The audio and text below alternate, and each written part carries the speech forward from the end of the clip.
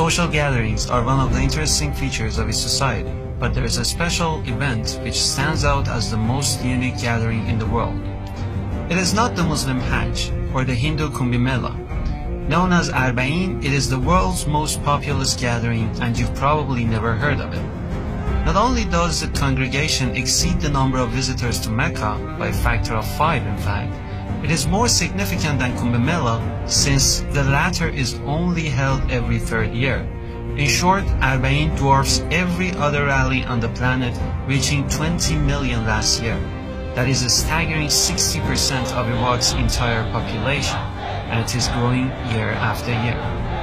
Above all, Arba'een is unique because it takes place against the backdrop of chaotic and dangerous geopolitical scenes. Daesh, aka the ISIS, sees the Shia as their mortal enemy, so nothing infuriates the terror group more than the sight of Shia pilgrims gathering for their greatest show of faith. There is another peculiar feature of Arba'een.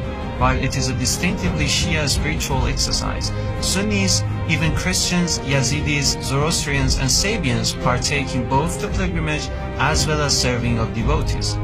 This is remarkable given the exclusive nature of religious rituals, and it could only mean one thing. People, regardless of color or creed, see Hussein as a universal, borderless, and meta-religious symbol of freedom and compassion. Who is this Hussein who motivates people to defy all the odds and come out to mourn his death 14 centuries after the fact? 570 AD, Arabian society is fueled with ignorance, with injustice, with tyranny, and with cruelty.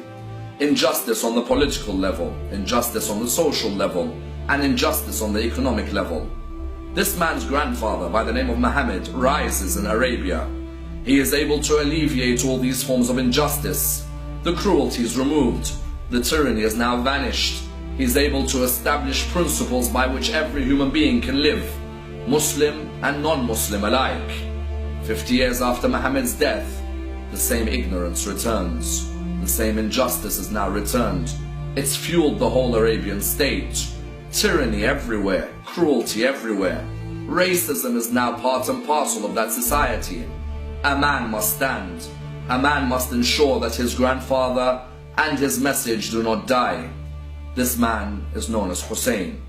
But this man, Hussein, recognizes that for this message to remain alive, he has to sacrifice his own life. Hussein is revered by Muslims as the Prince of Martyrs, or Sayyid al-Shuhada.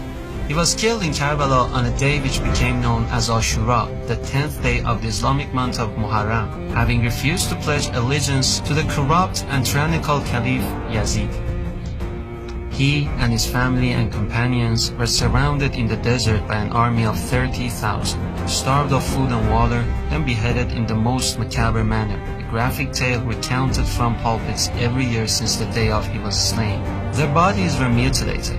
In the words of the English historian Edward Gibbon, in a distant age and climate, the tragic scene of the death of Hussein will awaken the sympathy of the coldest reader. Shia Muslims have since mourned the death of Hussein, in particular on the days of Ashura, then 40 days later on Arba'een. 40 days is the usual length of mourning in many Muslim traditions.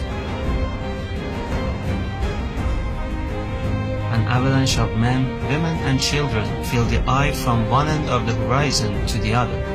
The crowds were so huge that they caused a blockade for hundreds of miles. The 425-mile distance between the southern port city of Basra and Karbala is a long journey by car, but it's unimaginably arduous on foot. It takes pilgrims a full 2 weeks to complete the walk.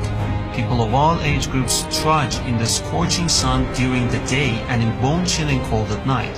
One part of the pilgrimage which will leave every visitor perplexed is the sight of thousands of tents with makeshift kitchens set up by local villagers who live around the pilgrim's path.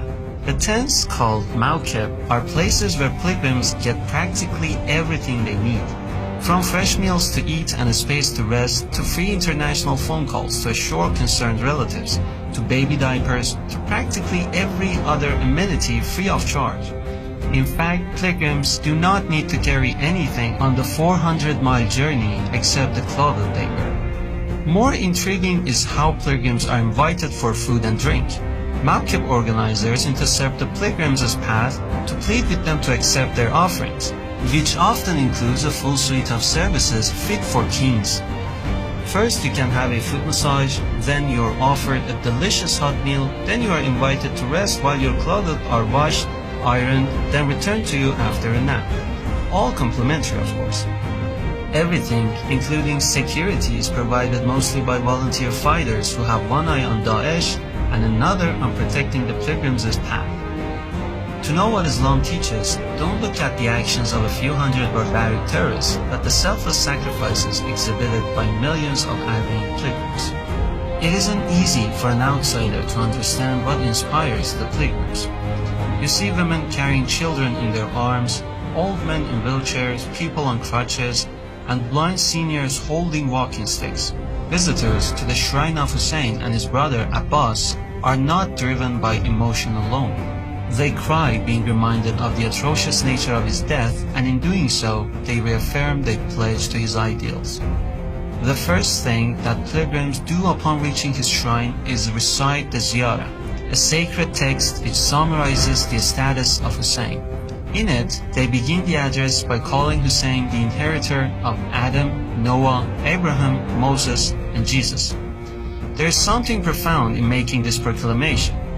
It shows that Hussein's message of truth, justice, and love for the oppressed is viewed as an inseparable extension of all divinely appointed prophets. If the world understood Hussein, his message, and his sacrifice, they would begin to understand the ancient roots of Daesh and its credo of death and destruction. It was centuries ago in Karbala that humanity witnessed the genesis of senseless monstrosities, epitomized in the murderers of Hussein. It was pitch-black darkness versus absolute shining light, an exhibition of vice versus a festival of virtue, hence the potent specter of Hussein today. His presence is primordially woven into every facet of their lives. His legend encourages, inspires, and champions change for the better, and no amount of media blackout can extinguish its light. Who is this Hussein? For hundreds of millions of his followers, a question this profound, which can cause people to relinquish their religion for another, can be answered only when you have marched to the shrine of Hussein on foot.